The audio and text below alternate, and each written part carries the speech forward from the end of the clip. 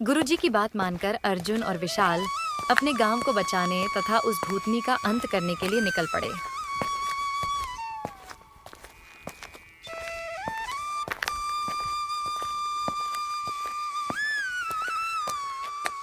जैसे ही दोनों ने अपने गांव की सीमा पार की, उन्होंने एक अजीब बात महसूस की। चारों तरफ उन्होंने गौर से देखा कि चारों तरफ का आसमान बिल्कुल साफ है।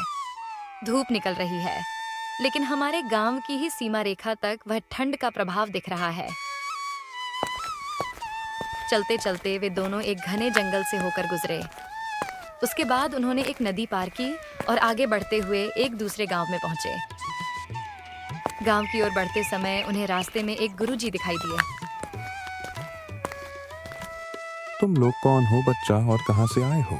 अर्जुन ने पूरी घटना गुरुजी को विस्तार से बताई। पूरी बात सुनने के बाद गुरुजी ने कहा, जिस भूतनी ने तुम्हारे गांव को परेशान कर रखा है, वह 2 जंगल और 1 पर्वत पार करने के बाद मिलेगी। गुरुजी की बात सुनकर दोनों ने बिना रुके दिन रात यात्रा की। कई कठिनाइयों के बाद वे उस स्थान पर पहुंचे जहां एक छोटी सी झोपड़ी थी। उस झोपड़ी में एक बूढ़ी दादी माँ रहती थी। रात हो चुकी थी, इसलिए अर्जुन और विशाल वहीं रुक गए।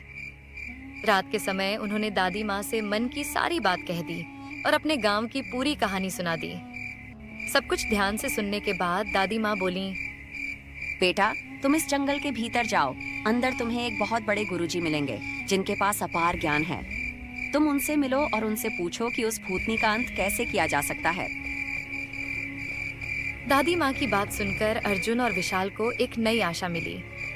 अगली सुबह वे दोनों उस रहस्यमयी जंगल की ओर बढ़ चले, अपने गांव को बचाने के दृढ़ संकल्प के साथ। दादी माँ के कहे अनुसार दोनों गुरुजी की खोज में जंगल की ओर निकल पड़े।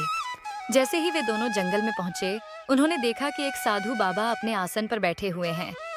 दोनों को लगा कि यही वही साधु महाराज हैं जिनके बारे में दादी ने बताया था। साधु बाबा के पास पहुंचकर अर्जुन बोला, बाबा, मैं अपने गांव की समस्या लेकर आपके पास आया हूँ।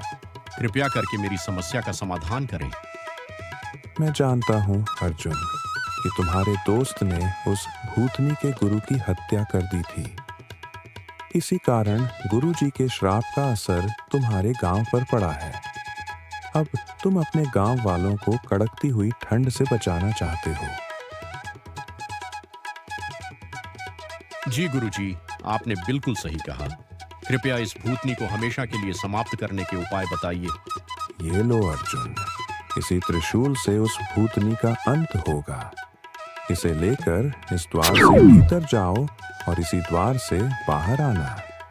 तुम्हें यह कार्य अकेले ही करना होगा। अर्जुन ने त्रिशूल लिया और उस द्वार के माध्यम से भूतनी का अंत करने निकल पड़ा। मैं तुम्हारा ही इंतजार कर रही थी अर्जुन। तुम्हें क्या लगता है कि साधु से त्रिशूल लेकर तुम मुझे मार सकते हो? यह कभी नहीं हो सकता। वह तो समय ही बताएगा। रानी उर्फ चुड़ैल, मैं आज तुम्हें छोड़ूंगा नहीं। इतना कहते ही अर्जुन और उस चुड़ैल के बीच युद्ध आरंभ हो गया। क्या हुआ अर्जुन? और अधिक शक्ति लगाओ। अर्जुन ने और अधिक शक्ति लगाकर उस भूतनी का संहार कर दिया। अर्जुन लौटकर गुरुजी के पास आया और उन्हें बताया कि उसने उस भूतनी का अंत कर दिया है। अब आज्ञा दें। इसके बाद अर्जुन और उसका मित्र वापस गांव लौट आए। तो दोस्तों, आपको भाग दो कैसा लगा? कृपया कमेंट करके बताएं। वीडियो को लाइक करें, शेयर करें और चैनल को सब्सक्राइब करें। यदि आप चाहते हैं कि मैं इसका भाग 3 भी लेकर आऊं, तो कृपया कमेंट करें। धन्यवाद।